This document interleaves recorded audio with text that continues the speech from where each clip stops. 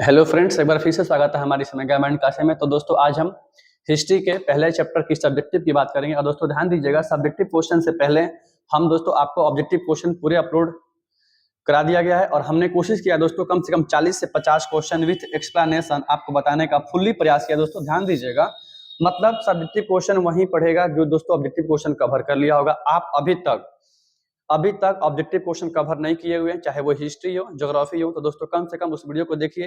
और दोस्तों ज्योग्राफी का पहला चैप्टर का ऑब्जेक्टिव एंड सब्जेक्टिव अपलोड कर दिया गया है, हिस्ट्री का कर दिया गया है। आज हम दोस्तों बात करेंगे सब्जेक्टिव क्वेश्चन की। तो दोस्तों ध्यान दीजिएगा, यहाँ जितने भी दोस्तों सब्जेक्टिव क्वेश्चन है जो आपको यहाँ हम बताने जा रहे हैं, दोस्तों इतना ही क्वेश्चन है आपके 2025 में एग्जाम देने वाले छात्रों के लिए, इतना ही क्वेश्चन की प्रबल संभावना है। तो दोस्तों यदि आप चैनल पर नया है, चैनल को लाइक कीजिए, चैनल को सब्सक्राइब कीजिएगा, दोस्तों वीडियो को लाइक कीजिएगा, तो दोस्तों में शेयर कर दीजिएगा। चलिए बात करते हैं दोस्तों, देखते हैं पहला क्वेश्चन क्या कह रहा है। दोस्तों पहला क्वेश्चन है पुरातत्व क्या है। देखिए ये बदनाम क्वेश्चन है, हर बच्चे को पता होना चाहिए। अगर दोस्तों आप 2025 में एग्जाम दे रहे हैं तो आपके लिए बिल्कुल ये नया क्वेश्चन नहीं होना चाहिए। ऐसा नहीं है कि हम ये क्वेश्चन पहली बार पढ़ा रहे हैं तो आपको ये क्वेश्चन पहली बार मिल रहा है, ऐसा कुछ नहीं है दोस्तों। आप अगर 2025 में एग्जाम देना चाहते हैं तो दोस्तों आपको ये क्वेश्चन मिल चुका होगा, आप हर बच्चे को पता होना चाहिए। पुरातत्व क्या है दोस्तों? पुरानी वस्तुओं के बारे में अध्ययन करना पुरातत्व कहलाता है। दोस्तों पुरानी वस्तुओं के बारे में, पुरानी प्लस वस्तु हो गया पुरातत्व। दोस्तों इसके बारे में अध्ययन करना पुरातत्व कहलाता है। मतलब पृथ्वी की खुदाई के दौरान हमें ईंट, हो सकता है हमें सिक्का मिल जाए, अभिलेख मिल जाए, खंडहर मिल जाए, स्मारक मिल जाए, बर्तन मिल जाए, मिट्टी का बर्तन मिल जाए, दोस्तों उसी के बारे में अध्ययन करना पुरातत्व कहलाता है। ध्यान दीजिएगा। रही बात दोस्तों आंसर की, दोस्तों हम जितना बताए हैं वही सेम आंसर है। कर है पूरा प्लस तत्व अर्थात पुरानी वस्तु के बारे में जब हम अध्ययन करते हैं तो उसे पुरातत्व कहा जाता है। अथवा पुरातत्व एक ऐसा विज्ञान है जिसके तहत हम पृथ्वी के गर्भ से, गर्भ होगा यहाँ पे गलती टाइप हो गया है, गर्भ से पुरानी वस्तुओं की खुदाई कर उसका अध्ययन करते हैं, वह पुरातत्व कहलाता है। मतलब दोस्तों पुरानी वस्तुओं के बारे में अध्ययन करना, पुरानी वस्तुओं में दोस्तों क्या क्या आ जाएगा? सिक्का आ सकता है, खंडहर आ सकता है, स्मारक आ सकता है दोस्तों, और दोस्तों क्या क्या सिक्का, बर्तन आदि आ सकते हैं, ईंट मिट्टी के बर्तन आदि आ सकते हैं, अभिलेख आ सकते हैं। लेकिन दोस्तों इसके तहत साहित्य नहीं आता है। ये question exam point of view से काफी इंपॉर्टेंट हो जाता है कि पुरातत्व के तहत दोस्तों क्या नहीं आता है। दोस्तों पुरातत्व के तहत साहित्य नहीं आता है, ध्यान दीजिएगा, ठीक है। इसके तहत दोस्तों साहित्य नहीं आता है, यही क्वेश्चन एग्जाम में पूछा हुआ है। अगर आपसे दोस्तों क्वेश्चन पूछ दे कि भारत में पुरातत्व विभाग की स्थापना कब हुई, तो दोस्तों भारत में पुरातत्व विभाग की स्थापना 1861 में हुई थी। 1861 में हुई थी। और दोस्तों पुरातत्व विभाग के प्रथम अध्यक्ष अर्थात दोस्तों प्रथम डायरेक्टर इसके कौन बनाए गए थे? ये question exam point of view से इंपॉर्टेंट हो जाता है। तो दोस्तों ये क्वेश्चन होगा 1861 में पुरातत्व विभाग के अध्यक्ष अलेक्जेंडर कनिंघम को बनाया गया था। अलेक्जेंडर कनिंघम को बनाया गया था, अलेक्जेंडर कनिंघम को बनाया गया था। बिल्कुल गांठ बांधकर याद कर लीजिएगा, अलेक्जेंडर कनिंघम को बनाया गया था। यहाँ तक कि दोस्तों क्वेश्चन ये भी पूछा है कि एग्जाम में कि पुरातत्व विभाग का पिता किसे कहा जाता है। दोस्तों पुरातत्व विभाग का पिता किसे बोलते हैं? दोस्तों अलेक्जेंडर कनिंघम को पुरातत्व विभाग का पिता कहा जाता है, ध्यान दीजिएगा, ठीक है। मतलब दोस्तों सिंधु घाटी सभ्यता अथवा हड़प्पा सभ्यता के तहत अलेक्जेंडर कनिंघम ने काफी अच्छे कार्य किए थे इन्होंने, इसलिए दोस्तों 1861 में जब पुरातत्व विभाग की स्थापना हुई तो दोस्तों इन्हें क्या बोला गया? इन्हें पुरातत्व विभाग का प्रथम डायरेक्टर नियुक्त किया गया और इन्हें दोस्तों उसका जनक भी कहा जाता है। एग्जाम पॉइंट ऑफ व्यू से ये दोनों क्वेश्चन इंपॉर्टेंट हो जाता है। स्थापना कब हुआ था, प्रथम कौन थे डायरेक्टर, किसे पिता बोलते हैं? दोस्तों पुरातत्व के तहत क्या नहीं आता है? तो साहित्य नहीं आता है। लेकिन दोस्तों क्वेश्चन आपका क्या था? पुरातत्व क्या है? 2 नंबर का बदनाम क्वेश्चन है, 2 नंबर दोस्तों बिल्कुल बदनाम क्वेश्चन है, गांठ बांध के याद कर लीजिएगा। दोस्तों बात करते हैं 2 नंबर क्वेश्चन की, कार्बन 14 विधि ही होगा, ये भी बदनाम क्वेश्चन है। दोस्तों ध्यान दीजिएगा, कार्बन 14 विधि, कार्बन 14 विधि क्या है? या दोस्तों क्वेश्चन पूछता है कार्बन 14 डेटिंग पद्धति या कार्बन 14 पद्धति क्या है? दोस्तों सिस्टम क्या है? ध्यान दीजिएगा। दोस्तों ध्यान दीजिएगा, अगर कोई भी जीव जंतु जिसमें कार्बन की मात्रा होती है, अगर उसकी दोस्तों डेथ होती है तो दोस्तों मरने के पश्चात उस मनुष्य में, जीव जंतुओं में, पेड़ पौधे में, जैविक पदार्थों में कार्बन की मात्रा का क्षय होने लगता है, जिसे दोस्तों रेडियो एक्टिविटी कहा जाता है। और दोस्तों जिस वस्तु में कार्बन 14 की मात्रा जितनी कम होती है दोस्तों वह वस्तु उतनी पुरानी मानी जाती है, उतनी पुरानी मानी जाती है। ठीक है। और दोस्तों जिस जिस पदार्थ में कार्बन 14 की मात्रा जितनी अधिक होती है दोस्तों वह उतनी हाल फिलहाल की मानी जाती है। मतलब दोस्तों सीधा सिंपल जवाब हमारा ये है, किसी भी वस्तु की कार्बन 14 विधि क्या है दोस्तों, इसके तहत किसी भी पुरानी वस्तु की, किसी भी पुरानी नरकंकाल या जो भी चीज जिसमें कार्बन की मात्रा हो, उसके समय की गणना करने की विधि को कब का है, कब कब डेथ को हुआ था, कितने साल का हो सकता है, मेल बॉडी है फीमेल बॉडी है, कब का है, किस चीज का है, ये उसी को बोलते हैं कार्बन 14 विधि। मतलब दोस्तों यहाँ आंसर आपको मिल गया होगा, पुरानी वस्तुओं के बारे में तिथि निर्धारण करने की वैज्ञानिक विधि को, बिल्कुल सीधा जवाब है, पुरानी वस्तुओं के बारे में तिथि निर्धारण की करने की वैज्ञानिक वैज्ञानिक गलती लिखी है, वैज्ञानिक विधि को कार्बन 14 विधि कहा जाता है। जिस पदार्थ में कार्बन 14 की मात्रा जितनी अधिक होती है वह पदार्थ उतनी हाल फिलहाल की मानी जाती है, लेकिन जिस पदार्थ में दोस्तों, जिस पदार्थ में कार्बन 14 की मात्रा, थोड़ा गलती टाइप हो गया है, जितनी कम होती है वह उतनी पुरानी मानी जाती है, ध्यान दीजिएगा उतनी पुरानी मानी जाती है। इस तरह से क्वेश्चन 2 भी आपका सॉल्व हो गया होगा, कुछ समझना नहीं है, इतना याद करना है कार्बन 14 विधि क्या है। तो पुरानी वस्तुओं के बारे में उसके काल या समय तिथि निर्धारण करने की वैज्ञानिक विधि को, ठीक है, ऑथेंटिक विधि को कार्बन 14 विधि कहा जाता है। इसमें दोस्तों हम ये देखते हैं किस पदार्थ में कार्बन 14 की मात्रा ज्यादा है। अगर हाल फिलहाल की कोई वस्तु होगी तो उसमें कार्बन 14 की मात्रा क्षय ज्यादा नहीं हुआ होगा, मतलब वो हाल फिलहाल की है। जिसका ज्यादा क्षय हो गया होगा मतलब वो काफी पुरानी है। ठीक है, ऐसे आप गणना कर सकते हैं बिल्कुल। और दोस्तों ध्यान दीजिएगा कार्बन 14 विधि की खोज अमेरिका के एक विद्वान ने किया था, इसको भी गांठ बांध लीजिएगा। अमेरिका के एक विद्वान ने किया था, उसका नाम था लीवी, क्या नाम था, लीवी नाम था, इन्होंने किया था 1946 में। इस बात को भी गांठ बांध लीजिए, कभी एग्जाम में क्वेश्चन नहीं पूछा है, आउट ऑफ सिलेबस क्वेश्चन है, आपके सिलेबस से बाहर का क्वेश्चन है, लेकिन इसको भी गांठ बांध लीजिएगा। तो दोस्तों आप पहला क्वेश्चन पढ़ चुके हैं, क्या पुरातत्व क्या है, पुरानी वस्तुओं के बारे में अध्ययन करना पुरातत्व। कार्बन 14 विधि क्या है दोस्तों, किसी भी पुरानी वस्तुओं के बारे में, जीव जंतुओं के बारे में, मानव के बारे में जिसका क्षय हो चुका हो, उसका तिथि समय या काल निर्धारण करने की ऑथेंटिक विधि को, साइंटिफिक सिस्टम को, वैज्ञानिक विधि को कार्बन 14 विधि कहा जाता है। अब दोस्तों उसमें हम ये देखते हैं जिसमें अधिक मात्रा है हाल फिलहाल की है, कम है बहुत पुरानी है, ध्यान दीजिएगा। ठीक है, अगला क्वेश्चन देखते हैं, अगला क्वेश्चन क्या है, हड़प्पा सभ्यता के नगर नियोजन। कल के ऑब्जेक्टिव क्वेश्चन को कवर कीजिए, आपको ये चीज क्वेश्चन समझ में आ जाएगा। जितने बच्चे अभी नया जुड़े हुए हैं वो उस ऑब्जेक्टिव क्वेश्चन को इसके कवर कीजिए, आपको ये चीज समझ में आ जाएगा दोस्तों, इसकी सिटी प्लानिंग क्या था, हड़प्पा सभ्यता का सिटी प्लानिंग दोस्तों क्या था, कवर कर लीजिए समझ में आ जाएगा बिल्कुल क्या था दोस्तों। दोस्तों ध्यान दीजिएगा, हड़प्पा सभ्यता की खुदाई के दौरान साक्ष्यों से पता चलता है कि दोस्तों हड़प्पा सभ्यता एक नगरीय सभ्यता थी और उसकी दोस्तों सबसे अधिक एवं प्रमाणित विशेषता क्या थी, सिटी प्लानिंग। नगर ऐसे बने हुए थे, ऐसा लगता था नगरों में नगर पालिका होती थी, सड़कों से सड़क चौड़ी पक्की एवं समतल बनी होती थी, सड़कों के दोस्तों किनारे बड़े बड़े चबूतरे बने होते थे, उन पर ऐसा लगता था शाम के वक्त दुकानें सस्ती होंगी।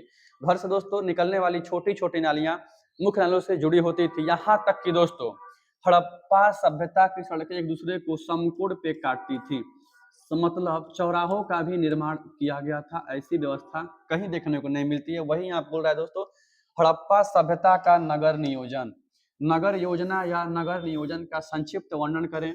ये क्वेश्चन एग्जाम में पॉइंट ऑफ व्यू से काफी इंपॉर्टेंट है। कह रहा है हड़प्पा सभ्यता एक तरह से नगरीय सभ्यता थी क्योंकि इसकी प्रमुख विशेषता इसकी नगर नियोजन था। बिल्कुल, सड़कें समतल बनी हुई थी, चौड़ी थी, पक्की बनी हुई थी तथा एक दूसरे को समकोण पे काटती थी। दोस्तों आपके सिंधु घाटी सभ्यता के दौरान ये भी दोस्तों क्वेश्चन पूछा हुआ है कि हड़प्पा सभ्यता, दोस्तों क्वेश्चन पूछा हुआ है, क्या क्वेश्चन पूछा हुआ है कि हड़प्पा सभ्यता के दौरान जब सड़कें एक दूसरे को समकोण पे काटती थी, जब सड़कें समकोण पे काटती थी तो उसे क्या नाम दिया गया दोस्तों, उसे ऑक्सफोर्ड पद्धति नाम दिया गया। क्या दोस्तों, ऑक्सफोर्ड सिस्टम नाम दिया गया। ये भी क्वेश्चन को गांठ बांध लीजिएगा, नाम दिया गया।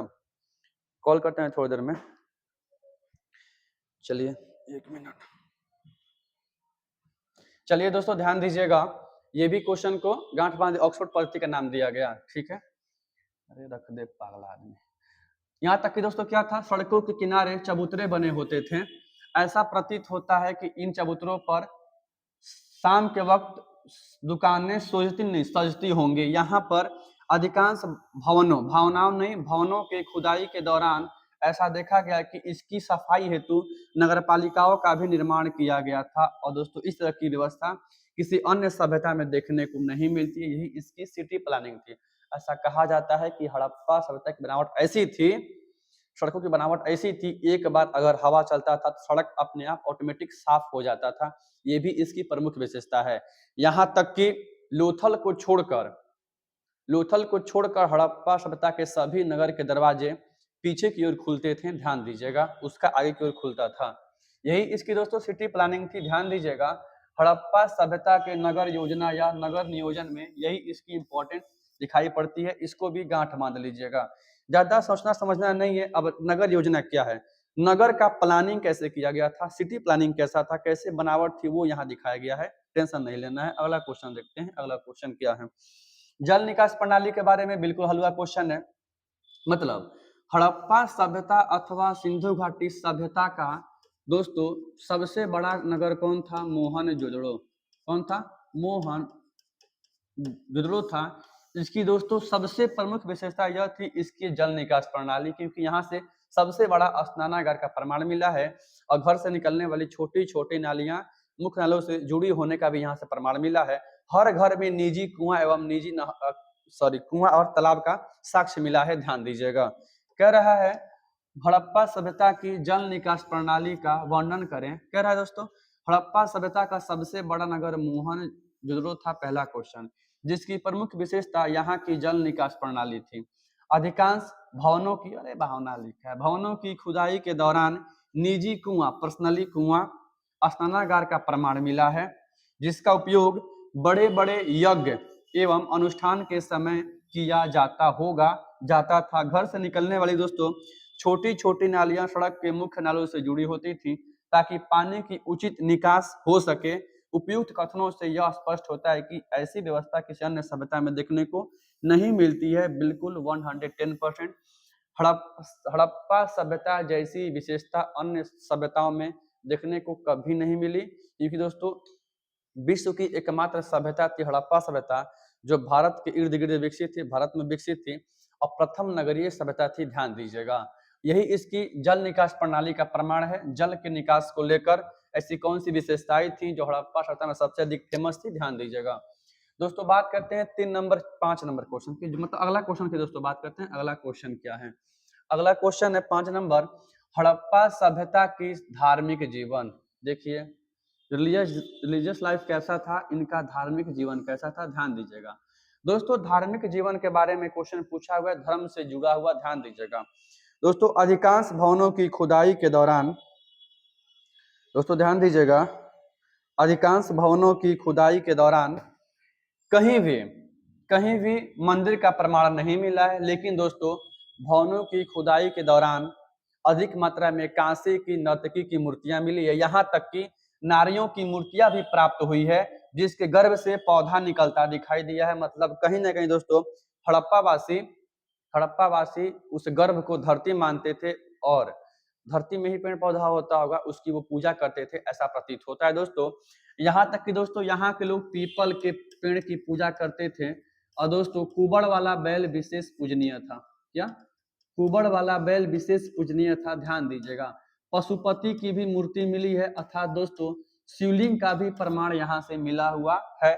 ऐसी धार्मिक जीवन के बारे में बताया जाता है। ध्यान दीजिएगा, सबसे बड़ा मुद्दा ये भी है कि यहाँ के लोग जादू, टोना, टोटका में भी विश्वास रखते थे। ये ध्यान दीजिएगा। कह रहा है धार्मिक जीवन के बारे में पढ़ लेते हैं। कह रहा है हड़प्पा सभ्यता अथवा सिंधु घाटी सभ्यता धार्मिक स्वरूप के बारे में किसी प्रकार का कोई प्रमाण नहीं मिला है, लेकिन हड़प्पा नगर की खुदाई के दौरान एक ऐसी मूर्ति प्राप्त हुई है जिसके गर्भ से एक पौधा निकलता दिखाई देता है।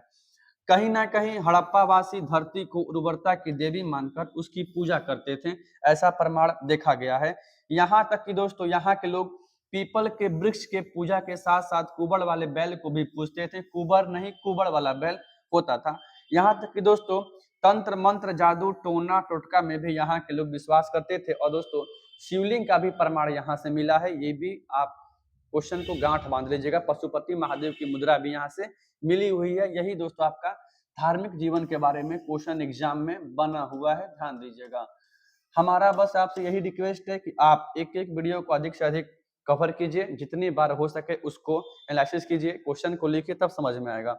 याद तभी हो सकती है जब हम प्रैक्टिस करते हैं। प्रैक्टिस मेक्स मैन परफेक्ट, तो आपको पढ़ना पड़ेगा। कहानी तो आप सुने ही होंगे, करत करत अभ्यास के जड़मती होत सुजान, रसरी आवत जात ते सिर पर पड़त निशान। ठीक है, एक रस्सी के बार बार आने से देखिएगा पत्थर पे गड्ढे पड़ जाते हैं। सोचिए रस्सी की क्या औकात जो गड्ढा कर दे पत्थर पे, लेकिन कर देता है। प्रैक्टिस मेक्स मैन परफेक्ट, ध्यान दीजिएगा। करे हड़प्पा सभ्यता के पतन के कारणों का, ऐसी क्या रीजन था कि हड़प्पा सभ्यता का पतन हो गया, विनाश हो गया। लेकिन दोस्तों ध्यान दीजिएगा, ऐसा कहा गया है कि हड़प्पा सभ्यता अपने अंतिम समय में पतन के कगार पर थी, काफी फली फूली थी, जिसको ऐसा माना गया लूट लिया गया। लेकिन इसकी सबसे अधिक ऑथेंटिसिटी यही दिखती है कि इस हड़प्पा सभ्यता के पतन का एकमात्र रीजन था बाढ़। क्या था? बाढ़। क्योंकि दोस्तों हड़प्पा सभ्यता का वह नगर, चाहे वो हड़प्पा हो, मोहनजोदड़ो हो, लोथल हो, कालीबंगा हो, ठीक है, कोई भी शहर हो, कोई भी नगर हो, नदी के तट के आसपास में ही बसा हुआ था। ऐसा लगता होगा सालों भर, हो सकता है बाढ़ आ गया हो, दह गया हो, ऐसा प्रमाण मिला है। लेकिन दोस्तों आज भी हड़प्पा सभ्यता के पतन को लेकर विद्वानों में आज भी मतभेद है कि ऐसी क्या रीजन रहा होगा कि यह क्या हो गया, विनाश हो गया। ऐसा आप सुने होंगे आज से बहुत साल पहले, बहुत साल नहीं, लगभग इस समय की बात ही कर रहे हैं, चेचक उचक होता था, हैजा वैजा, या क्लाइमेट चेंज होता था तो पूरी की पूरी गांव साफ हो जाता था। ये भी इसका मेन रीजन था। कह रहा है, पढ़ लेते हैं। हड़प्पा सभ्यता के पतन के कारणों का उल्लेख करें। कह रहे हड़प्पा सभ्यता अथवा सिंधु घाटी सभ्यता अपने अंतिम समय में पतन के, पाटन नहीं होगा, पतन के कगार पर रही। लेकिन इसके पतन को लेकर आज भी कई विद्वानों में मतभेद है। अरे क्या लिखा है, विद्वानों में मतभेद है। कोई भी विद्वान, किसी भी विद्वान का संबंध है, पगला कहीं क्या। कुछ विद्वानों का मानना है कि इस सभ्यता के पतन का एकमात्र कारण बाढ़ था। क्या था? बाढ़ था, क्योंकि दोस्तों अधिकांश नगर नदियों के किनारे बसी हुई थी, जिसमें प्रति वर्ष बाढ़ आती थी। यही तो मेरे ख्याल से मेन रीजन, ऑथेंटिक सिटी यही है, हर बुक में यही मिलता है। लेकिन दोस्तों कुछ विद्वानों का कामना नहीं है, मानना है कि इस सभ्यता का पतन का प्रमुख कारण बाहरी आक्रमण था। यहाँ तक कि दोस्तों जिसके बाद इसे लूट लिया गया, यहाँ तक कि जलवायु परिवर्तन को भी, क्या चीज, जलवायु परिवर्तन को भी इस सभ्यता के पतन का एकमात्र रीजन माना गया है, ध्यान दीजिएगा। लेकिन दोस्तों आज भी विद्वानों में मतभेद है कि सभ्यता का पतन कैसे हो गया। ठीक है, आज भी मतभेद है, ध्यान दीजिएगा। अगला क्वेश्चन देखते हैं। अगला क्वेश्चन क्या है? अगला क्वेश्चन है हड़प्पा लिपि के बारे में। ये आज तक पढ़ा नहीं गया है, इसलिए दोस्तों हड़प्पा सभ्यता को आद्य ऐतिहासिक इतिहास के तहत रखा जाता है। यही क्वेश्चन एग्जाम में पूछा हुआ था कि हड़प्पा सभ्यता किस इतिहास के तहत आती है। दोस्तों हड़प्पा सभ्यता प्रोटो हिस्टोरी के तहत आती है। मतलब इस इतिहास के तहत हम ऐसी घटनाओं का अध्ययन करते हैं जिसका लिखित साक्ष्य तो प्राप्त हुआ है, लेकिन हम उसे आज तक पढ़ नहीं पाए हैं, ध्यान दीजिएगा। ठीक है,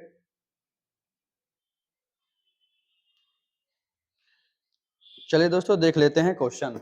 मतलब हाँ, और दोस्तों आज तक पढ़ा नहीं गया है, लेकिन प्रमाण मिला है। लेकिन इसकी लिपि को भाव चित्रात्मक लिपि माना गया है, ध्यान दीजिएगा। कह रहा है हड़प्पा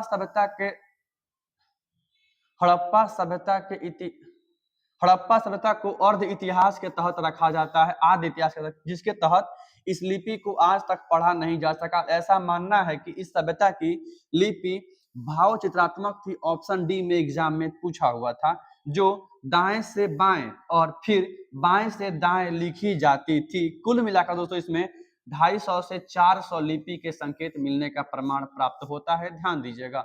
लिपि के बारे में मॉडरेट क्वेश्चन है दोस्तों, ध्यान दीजिएगा। ये दोस्तों मॉडरेट क्वेश्चन है, पहले क्वेश्चन लिपि के बारे में नहीं पूछता था, ये मॉडरेट क्वेश्चन है, पूछना शुरू कर दिया है, गांठ बांध के याद कर लीजिएगा बिल्कुल। लिपि के बारे में पहला क्वेश्चन यही पूछा है कि हड़प्पा सभ्यता किसके तहत आती है, आदि इतिहास के तहत आती है। हड़प्पा सभ्यता की लिपि कैसी थी दोस्तों, भाव चित्रात्मक लिपि थी, इसको भी गांठ बांध लीजिएगा, ठीक है। अगला क्वेश्चन देख लेते, अगला क्वेश्चन है हड़प्पा सभ्यता में मृतक संस्कार के प्रचलित तरीकों को लेकर इसको आप लोग बताना है क्या क्या तरीका था। मरे हुए व्यक्तियों को दफनाने की व्यवस्था भी थी, यहाँ पे जलाने की भी व्यवस्था थी, और लाश को जंगल में फेंक देता था लोग कहीं भी कि पशु पक्षी उसका वो खा ले, ठीक है, ऐसी व्यवस्थाएं थी वहां पे। तो ध्यान दीजिएगा, रोपड़ एकमात्र ऐसा शहर है, रोपड़ एकमात्र ऐसा दोस्तों नगर है जहां से मानव को पालतू पशु के साथ दफनाने का प्रमाण प्राप्त हुआ है, ध्यान दीजिएगा। और दोस्तों लोथल एकमात्र ऐसा नगर है जहां से दो युगल दो आदमी को एक साथ दफनाने का प्रमाण हुआ था, मिला था दोस्तों। सावधान, लाश का प्रमाण यहां से मिला था, ध्यान दीजिएगा। कह रहा है दोस्तों हड़प्पा सभ्यता में मृतक संस्कार से संबंधित 3 तरीके फेमस थे। पहला, मृतक को, मरे हुए व्यक्ति को मिट्टी खोद कर दफना देना, आज भी है फेमस, चलता है हमारे यहाँ। क्या लिखता है पगला ही। शव को जलाकर उसकी राख को दबा देना या नदी में प्रवाहित कर देना, जैसे आज हम लोग जाते हैं ना काशी में देने, ऐसे आत्मा की शांति को लेके। और दोस्तों आगे पशु पक्षियों के खाने के लिए फेंक देना, कहीं रख देना, ये 3 तरीके फेमस है, ध्यान दीजिएगा। दोस्तों बार बार बता दे रहे हैं, practice makes man perfect, exam पास में है। आप जितना दिमाग को कंट्रोल करके पढ़ाई कीजिएगा उतना अच्छी आपको अधिक से अधिक नंबर मिलना तय है। इसलिए हमारी बस आपसे यही रिक्वेस्ट है कि वीडियो को कम से कम 2 से 3 बार देखिए, कोई वीडियो को, खासकर जितना हम पढ़ा दिए, क्योंकि दोस्तों हम ऑब्जेक्टिव पढ़ाते कम, एक्सप्लेनेशन ज्यादा करते हैं, और वही है मेन टारगेट, ठीक है। आप अगर 10 क्वेश्चन देखते हो, 10 का 4 गुना कीजिए, 40 क्वेश्चन सॉल्व करने का औकात आपका हो जाएगा, बिल्कुल ताल ठोक के बता रहे हैं। इसलिए बार बार बोल रहे हैं प्रैक्टिस नेक्स्ट मंथ परफेक्ट, यही आपका दोस्तों पूरे के पूरे क्वेश्चन थे, ध्यान दीजिएगा। एक बार आप क्वेश्चन को फिर से रिवाइज कर सकते हैं। पहला क्वेश्चन है पुरातत्व तो क्या है, question exam point of view से काफी इंपॉर्टेंट है, पुरातत्व तो क्या है, गांठ बांध लीजिएगा। अगला दोस्तों क्वेश्चन है हड़प्पा सभ्यता, कार्बन 14 विधि क्या है, इसको भी याद कर लीजिएगा, ठीक है। आपका अगला दोस्तों क्वेश्चन है हड़प्पा सभ्यता के नगर योजना या नगर नियोजन का संक्षिप्त वर्णन करें, इसको भी गांठ बांध लीजिएगा। आपसे एग्जाम में क्वेश्चन पूछा ऑब्जेक्टिव में कि हड़प्पा सभ्यता कैसी सभ्यता थी, एक नगरीय सभ्यता थी। हड़प्पा सभ्यता की सर्व प्रमुख विशेषता क्या थी, तो नगर नियोजन था। क्या था, नगर नियोजन था, ये भी क्वेश्चन गांठ बांध लीजिएगा। आपका दोस्तों अगला क्वेश्चन है हड़प्पा सभ्यता की जल निकास प्रणाली, ये याद कर लीजिएगा। और दोस्तों जल निकास प्रणाली का ऑथेंटिक प्रमाण हमें कहाँ से मिला है, मोहनजोदड़ो से मिला है, जो सबसे बड़ा नगर था, ठीक है। अगर आपको वीडियो समझ में नहीं आ रहा है ये वाला, आप ऑब्जेक्टिव कवर नहीं किए पहली बार, ठीक है, उसको कवर कीजिए आप लोग। धार्मिक जीवन के बारे में पशुपति महादेव की मूर्ति मिली है, शिवलिंग का साक्ष्य मिला है, पीपल की पेड़ की पूजा होती थी, कुबड़ वाला बैल विशेष पूजनीय था, ठीक है। स्त्री गर्भ से पौधा निकलता दिखाई दिया है, मतलब मातृ देवी की पूजा उस समय होती थी, ऐसा प्रमाण मिला है। अब अगला क्वेश्चन है हड़प्पा सभ्यता के पतन को लेकर आज विद्वानों में मतभेद है। किसी ने कहा है बाढ़ इसका एकमात्र रीजन है, किसी ने बोला जलवायु परिवर्तन, किसी ने कहा फला फूला लूट लिया, किसी ने बोला आक्रमण करके लूट लिया गया, ये इसका मेन रीजन था। आपका अगला क्वेश्चन है हड़प्पा लिपि के बारे में आज तक पढ़ा नहीं गया है, इसे आद्य इतिहास के तहत रखते हैं, इसको गांठ बांध लीजिएगा, आज तक पढ़ा नहीं गया है, ठीक है। ऐसा माना इसकी लिपि क्या थी, भाव चित्रात्मक लिपि इसकी थी। मृतक के दोस्तों संस्कार को लेकर ये वाला क्वेश्चन है दोस्तों, एक क्वेश्चन यहाँ छूट गया है गलती से। आपका क्वेश्चन है 2 नंबर में मोहनजोदड़ो से प्राप्त विशाल स्नानागार का वर्णन करें, प्राप्त विशाल स्नानागार, इसको गांठ बांध लीजिएगा, विशाल स्नानागार का वर्णन करें। ये क्वेश्चन 2 नंबर में मॉडरेट क्वेश्चन है, एग्जाम पॉइंट ऑफ व्यू से काफी जरूरी है, इसको याद कर लेना है। यहाँ टाइपिंग नहीं हो पाया, इसके लिए सॉरी दोस्तों। जाने से पहले हमारी बस यही रिक्वेस्ट है, यदि आप वीडियो को अच्छा लगे वीडियो को लाइक कीजिएगा, चैनल को सब्सक्राइब कीजिएगा, दोस्तों में शेयर करना नहीं भूलिएगा। जय हिंद, जय भारत।